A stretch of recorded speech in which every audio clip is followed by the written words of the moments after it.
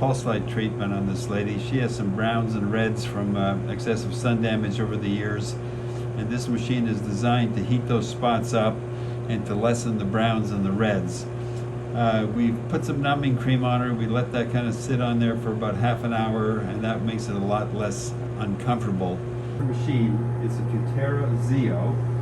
This is the IPL head, and we can choose a variety of different settings depending on the patient's pigmentation. And her, we're going to start with 19 joules because she's had that setting before and she tolerated it well. This light is kind of bright and we all wear goggles, and this is how the procedure works. We're overlapping by about 15% or so in the little rectangles that we're laying down.